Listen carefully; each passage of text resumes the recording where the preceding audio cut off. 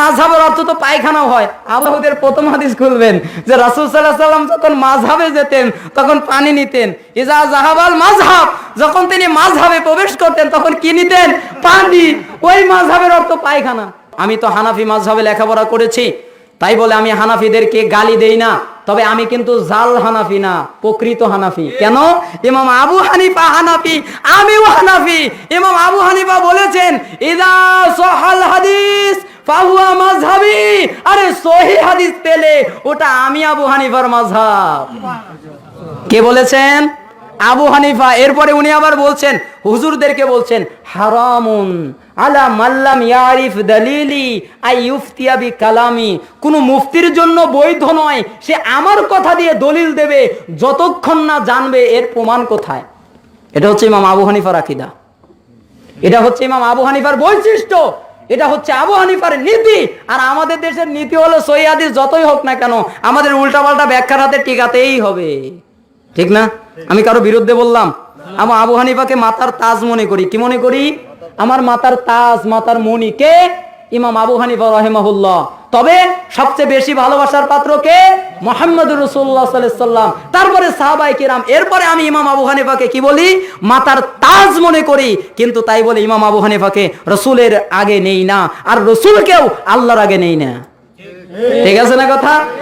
যার জায়গায় শেষে থাকবে আল্লাহর জায়গায় আল্লাহ থাকবেন, রাসূল সাল্লাল্লাহু আলাইহি ওয়াসাল্লামের জায়গায় তিনি থাকবেন, সাহাবীদের জায়গায় তিনি থাকবেন, ইমাম আবু হানিফার জায়গায় তিনি থাকবেন। আমরা আবু হানিফাকে গালি দেই না। ওই যে আমার সুন্নাত আর খোলাফায়ে রাশিদিনের সুন্নাত, মানে আমার সুন্নাত মানে রাসূলের সুন্নাত, আর খোলাফায়ে রাশিদিনের সুন্নাত মানে আলাদা সুন্নাত। এদেরকে বোঝাবে কে বলেন তো? এখন আমি যদি বলি আমার সাদ আপনার সাদ, বলেন কয়টা সাদ? তো একে বোঝানোর জন্য তার ব্যাকরণের দরকার নেই, একটা নলেজই তো যথেষ্ট। আমার সূর্য আপনার সূর্য কয়টা?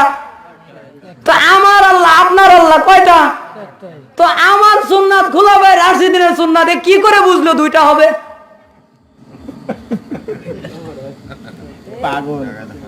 এরকম উল্টাপাল্টা ব্যাখ্যা করে, আশ্চর্য কথা। যখন কোরআন হাদিস ঘাটি আর তাদের চিন্তা চেতনা পড়ি, আল্লাহু আকবার, মানে কোরআন হাদিস আছে কোরআনের জায়গায়, আর ব্যাখ্যা কোন দিকে যে দৌড় দিয়েছে তার কোনো হিসাব নাই। ব্যাখ্যা যার যার মতো চলে গেছে সিটে সিটে।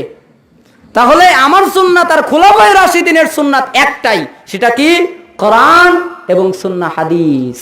রাসূল সাল্লাল্লাহু আলাইহি ওয়াসাল্লাম কয়টা জিনিস রেখে গেছেন? দুইটা। আর এরা বানিয়েছে চারটা, আরো কত যে বানাবে। কেউ বানিয়েছে চারটা, কেউ বানিয়েছে পাঁচটা। পাঁচটা বানিয়েছে জানেন না? কোরআন, হাদিস, ইজমা, কিয়াসের পরে মাযহাব। না, মাযহাব মানা ফরজ বানিয়েছে না? আচ্ছা ফরজ কয় মাযহাব? মাযহাব কয়টা তাই বলেন? চারটা মাযহাব কি ফরজ। পাঁচ ওয়াক্ত সালাত কি ফরজ। আচ্ছা আপনি যদি ফরজ সালাত পড়েন, আল্লাহু আকবার ফরজ পড়লাম, আর বাকি চার ওয়াক্ত পড়বো না, কি থাকবেন? ফরজ না? তো মাযহাব তো ফরজ, চারটা ফরজ না? তো আপনি একটা মানতেছেন আর তিনটাকে দেখলে গেলে মুনাফিক, কাফের, তাগুত, হ্যান ত্যান, ইহুদির দালাল। তো বলেন আপনার ঈমান কোথায় আছে? আপনিই ফরজ বানালেন, আপনিই ফরজ ত্যাগ করলেন, একটা ফরজ নিয়ে চারটে তিনটে ত্যাগ করলেন, তো আপনার ঈমানের কি হলো?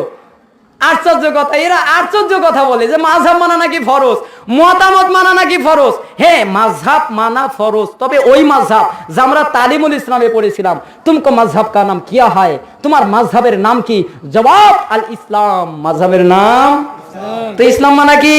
তো আপনি তো উল্টা পাল্টা যদি বোঝেন, মাযহাব অর্থ যদি ইসলাম হয় তাহলে এটা পালা কি? ফরজ। আর মাযহাবের অর্থ যদি মতামত হয় তাহলে এটা পালন করা কোরআন সুন্নাহর আওতায় থাকলে ফরজ, আর কোরআন সুন্নাহর উল্টা গেলে হারাম। বুঝে আসছে না কথা? ক্লিয়ার না?